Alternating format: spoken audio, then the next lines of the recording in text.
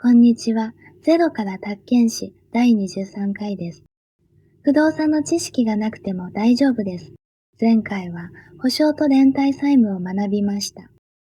今回のテーマは賃貸借と借家です。部屋や建物を貸し借りする仕組みです。民法と借地借家法の両方を学びます。一緒に着実に理解していきましょう。まず、今日の全体像を確認します。はじめに、民法の賃貸借の基本を学びます。存続期間のルールも確認します。次に、賃借権の譲渡と転貸を扱います。責任のルールも整理します。後半では、借地借家法を学びます。今回は、そのうち借家を扱います。対抗力や正当事由が大切なポイントです。最後に、定期建物賃貸借も確認します。はじめに、賃貸借の意味を確認します。賃貸借とは、物を貸して使わせる契約です。借りる人は、その対価として賃料を払います。これが民法6や1条の定めです。賃貸借は、当事者の合意だけで成立します。このような契約を、諾成契約と言います。民法では、存続期間に上限があります。最長で50年までとされています。これが民法6や4条のルールです。2020年の改正で20年から50年に伸びました。次に当事者の義務を整理します。まず、賃貸人には修繕義務があります。使用に必要な修繕をする義務です。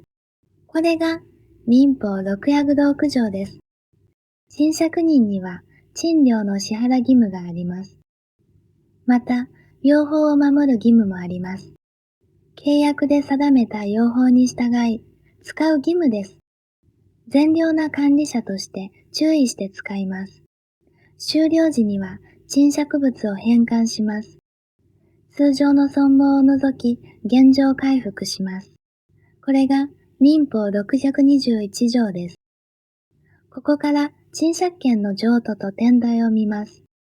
転貸とは、いわゆる両貸しのことです。発展借人がさらに他人に貸すことです。これらには賃貸人の承諾が必要です。これが民法612条1項です。無断で譲渡や転貸をしてはいけません。実際に使用させると賃貸人は解除できます。これが民法602条2項です。ただし、判例には例外があります。手抜き行為と認めるに足りない事情がある場合です。その時は解除できないとされています。承諾のある適法な転貸を見ます。この場合、転借人は特別な立場に立ちます。転借人は賃貸人に直接義務を負います。これが民法603条です。そのため、賃貸人は転借人に請求できます。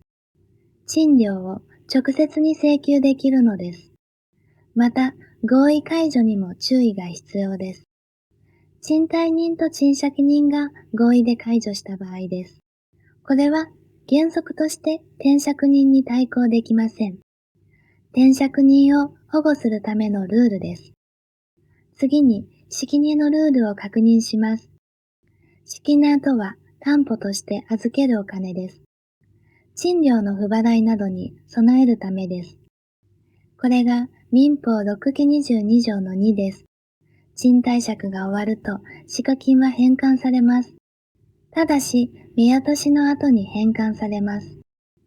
未払賃料などがあれば、そこから差し引きます。残った額が賃借人に返されます。ここで順番が大切です。先に名渡しをして、その後に返還されます。名渡しと返還は同時履行ではありません。ここから借地借家法に入ります。借地借家法は民法の督則です。立場の弱い借主を保護する法律です。大きく借地と借家に分かれます。今回は借家について学びます。借家とは建物の賃貸借のことです。アパートや事務所の賃貸などです。ただし、例外もあります。一時使用が明らかな場合は適用されません。民法と借地借家法の二段構えで考えます。借家の存続期間を見ていきます。まず、最短期間のルールです。1年未満の期間を定めるとどうなるでしょうか。その定めは期間の定めなしとみなされます。これが借地借家法29条1項です。次に最長期間です。借家には上限がありません。民法の50年は適用されないのです。そして法定更新の仕組みがあります。満了の1年前から6ヶ月前までが大切です。この間に更新拒絶をしないと更新されます。これが借地借家法26条1項です。更新後は期間の定めがない契約になります。更新拒絶には重要な条件があります。賃貸人には正当事由が必要です。これが借地借家法28条です。正当事由は総合的に判断されます。まず、双方の建物を使う必要性を考えます。これまでの経過や利用状況も見ます。立体量の提供も考慮要素になります。立体量は正当事由を補う要素です。一方、賃借人側に正当事由は不要です。借主を強く保護する仕組みです。次に借家の対抗力を確認します。賃借権は登記がないのが普通です。しかし、借家には特別な保護があります。建物の印抜しを受けていれば良いのです。その後に権利を得た第三者に対抗できます。これが借地借家法31条です。例えば、建物が売られた場合です。新しい所有者にも賃借権を主張できます。次に解約の申入れを見ます。期間の定めがない借家の場合です。賃貸人からは6ヶ月前の申入れが必要です。しかも正当事由も必要になります。賃借人からは3ヶ月前の見入れで足ります。次に造作過取請求権を学びます。造作とは建物につけた設備のことです。例えばエアコンや玩具などです。賃貸人の同意を得てつけたものが対象です。契約が終わるとき、過取りを請求できます。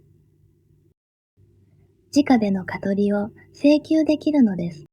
これが借地借家法33条です。ただし、この権利は特約で排除できます。過取り請求をしないと定めても有効です。対抗力とは扱いが違う点に注意です。最後に定期建物賃貸借を確認します。定期借家と呼ばれる仕組みです。これには更新がありません。期間満了で確定的に終了します。これが借地借家法38条です。契約は書面でしなければなりません。更新がない旨を明確に定めます。さらに事前の説明も必要です。書面を交付して説明する義務があります。この説明を書くと更新がない定めは無効です。その時は普通の借家になってしまいます。ここで今日のクイズです。正しいものはどれでしょうか？ A は民法の賃貸借は最長20年であるです。B は借家はインドシで第三者に対抗できるです。C は定期借家は口頭だけで成立するです。少し考えてみてください。正解は B です。建物の印渡しがあれば対抗できるのでした。A は誤りで改正により最長50年になりました。